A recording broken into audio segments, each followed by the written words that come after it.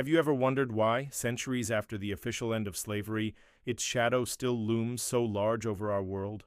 Why do conversations about race feel so charged, so complex? The story isn't just a relic of the past, it's a living history that shapes our present in ways we might not even realize. Let's unravel this story together, not to place blame, but to understand. Because understanding is the first step toward building a better future. The story of slavery is as old as civilization itself. Ancient Rome, Greece, Egypt, they all had forms of slavery, but it was often based on conquest, debt, or punishment. It wasn't inherently tied to the color of one's skin.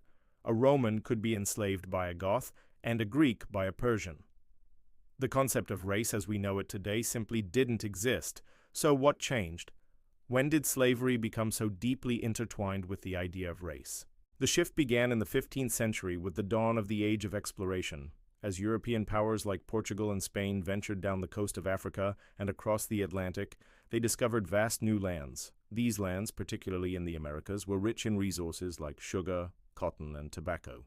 But cultivating these crops was incredibly labor-intensive.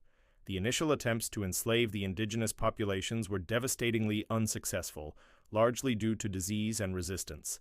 The colonists needed a new, massive source of labor, and they turned to Africa.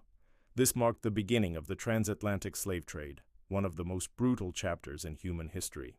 Millions of Africans were forcibly captured, torn from their homes and families, and packed into the suffocating holds of slave ships for a horrific journey across the ocean known as the Middle Passage.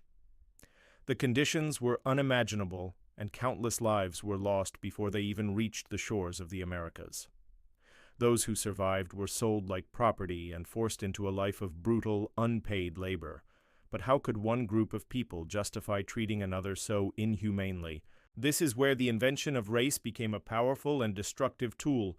To justify the economic engine of slavery, a new ideology had to be created. Thinkers, scientists, and leaders of the time began to construct the idea of a racial hierarchy. They created a pseudoscience promoting the false notion that people of African descent were biologically inferior, less intelligent, and more suited to hard labor. This wasn't based on fact. It was a story created to rationalize an economic system. They literally invented the concept of a black race and a white race to create a permanent, inherited class of enslaved people. Slavery was no longer just a condition. It became an identity tied to your ancestry, your skin.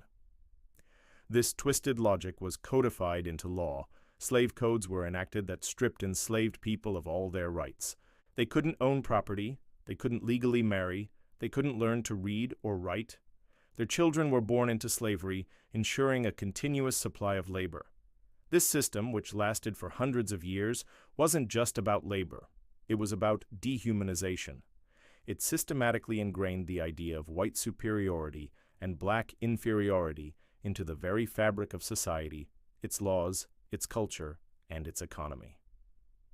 Then came the abolitionist movements. After centuries of struggle, resistance, and bloody conflict like the American Civil War, slavery was officially abolished in many parts of the world during the 19th century. This was a monumental victory for humanity.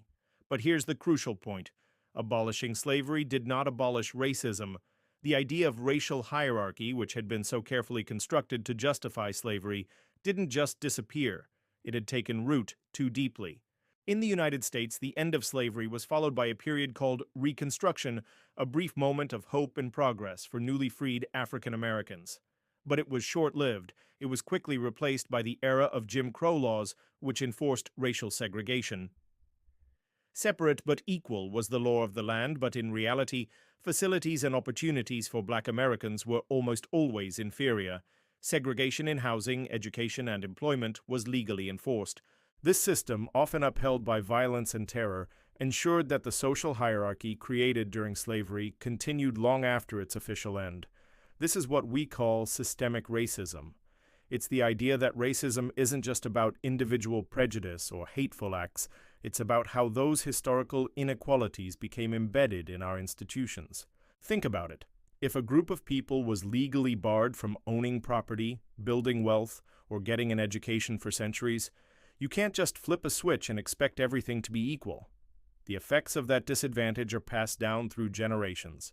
This is often called generational wealth, or in this case, generational inequality. When one family line could build wealth for 400 years while another was legally considered property, the starting lines for their descendants are in completely different places. This legacy affects everything. It's visible in disparities in wealth, housing, healthcare, and the justice system. For example, housing policies in the 20th century often prevented black families from buying homes in certain neighborhoods, limiting their ability to build equity, which is the primary way most families build wealth. In education, schools in predominantly minority neighborhoods have historically been, and often still are, underfunded compared to those in wealthier, predominantly white areas. These aren't just coincidences. They are the echoes of a system designed to create and maintain inequality. So when we talk about racism today, we're not just talking about overt acts of hate. We're talking about the lingering effects of this history. We're talking about unconscious biases that we all hold, shaped by centuries of cultural messaging. We're talking about systems and policies that, even if they seem neutral on the surface, continue to produce unequal outcomes for different racial groups. Understanding this history is not about making anyone feel guilty for the past.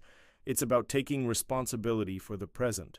It's about recognizing that the world we live in was built on a foundation that was fundamentally unequal, and that the cracks from that foundation still run through our society today.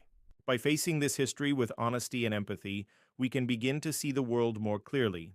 We can understand why certain issues are so sensitive, why certain communities face unique challenges, and why the call for justice and equality is so urgent. This is a complex and often painful topic, but it's one we can't afford to ignore.